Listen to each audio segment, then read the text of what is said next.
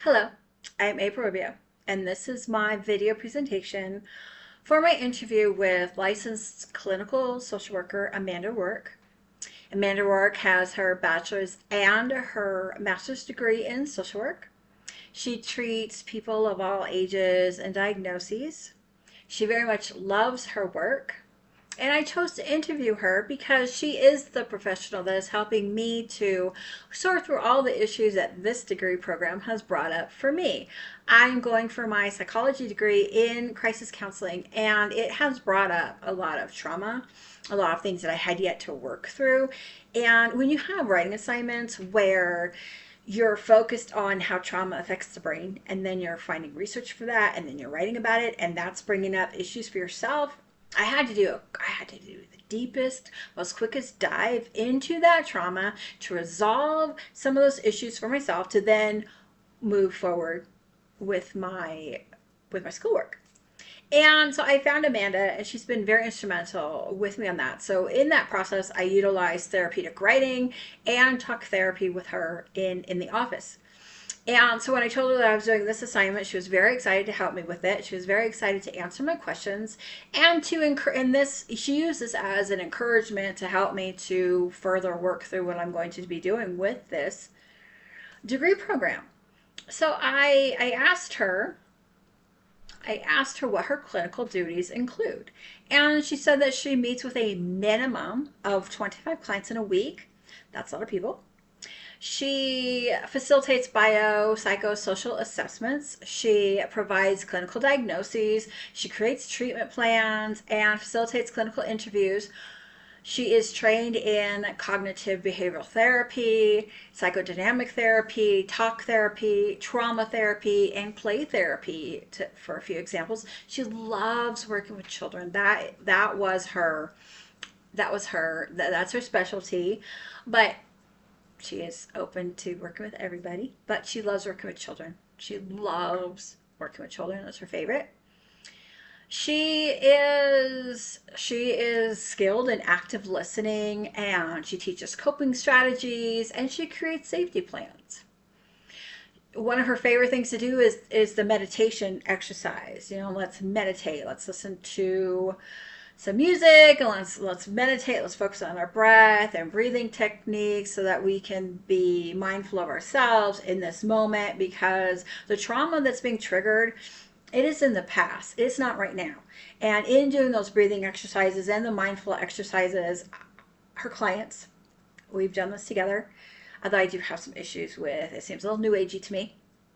But I have noticed that when I do focus on my breath, I do focus on the grounding, and I'm in the moment, I can then separate myself from my trauma and work on how that affected me and just be in the moment. So I do appreciate why mindfulness is such a huge thing right now. She's very skilled in that mode of intervention. She, for her non-clinical duties, she manages her schedule. She writes session notes. She continues in her education to maintain her license. She coordinates coordination of care with other healthcare workers, testifies in court, and she facilitates support care.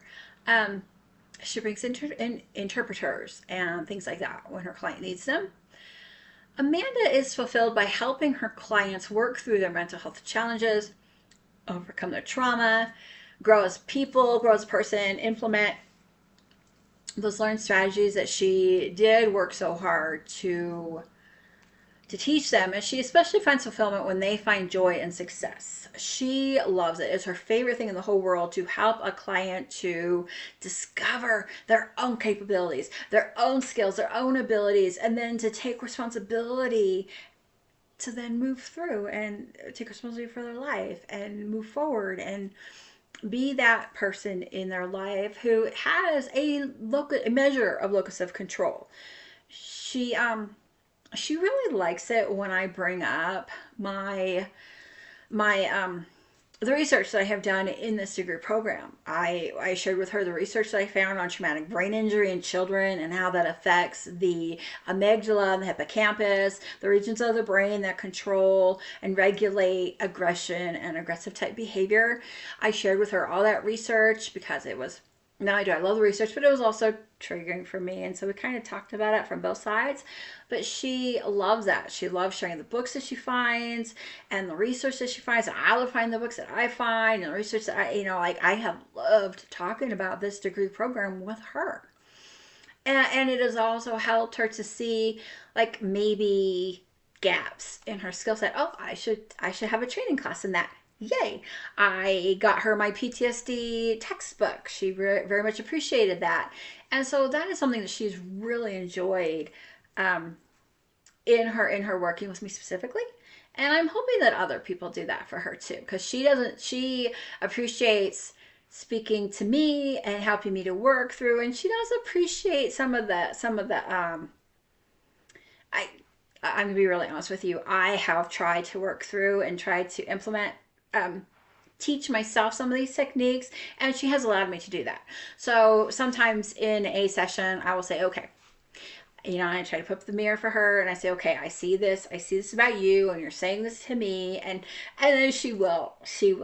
I don't want to use the word humor me, but she has helped me to be that, learning this process and helping me to find where it is that I want to be in this psychology field. Um, she loves that. She finds it very rewarding to help people just see their value and their worth and their capabilities and their skill sets. She feels so proud, and I'm quoting her, to see her clients make that progress, no matter how small the improvement, no matter how small the improvement, even if it's little baby steps. That's one of her favorite things to say to me. April, I see how much stronger you are than since we first met. I see the growth that you're making. She loves to speak that into her client's life. It's like, I see the progress that you're making. You've come into these sessions with me, and this is what you've done, and this is what you're doing, and she loves that. But then let's see the flip side of that. It's very challenging. It's very challenging when you're working with your clients and they don't see that for themselves.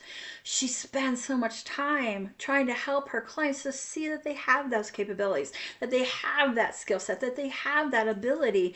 And it is so discouraging when they don't see it for themselves. And those are the days when I really like to kind of be a help to her, you know. Um, and I like that she lets me help her. That is, it's really great. It kind of flubs the boundary between, client and counselor, but it has helped me to kind of work through some of the stuff and find that boundary between my own trauma and helping somebody with it, and where's that line. And she really is instrumental helping me to figure all that out. She says it's really challenging to hold space for so many people, and I said to her, you have 25 clients.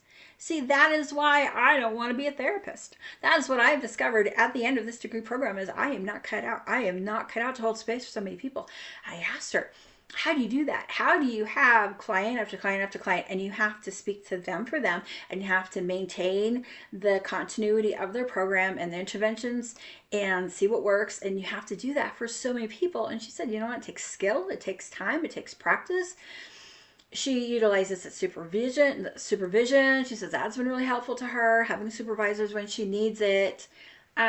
Another area that's challenging is to find the right intervention for a client, the right therapy tactic. So sometimes with a client, you have to try different modalities, different things until you figure out what works. Like I've already said, she attends continuing education classes, supervision. She keeps in contact with colleagues for support and networking opportunities. She very much recommends that a student looking to do this just maintain that boundary between self and client, self-care and client care, and there's a boundary between the two. And though that is like her biggest recommendation, is to be selective in who you work with, be selective in who you allow into your own space, because her office is her space, and she allows me to go into her space, and she's just very clear about maintaining those boundaries and self-care. And I very much appreciated her doing this interview with me, and I hope that that's been some really good information for you. Thank you very much.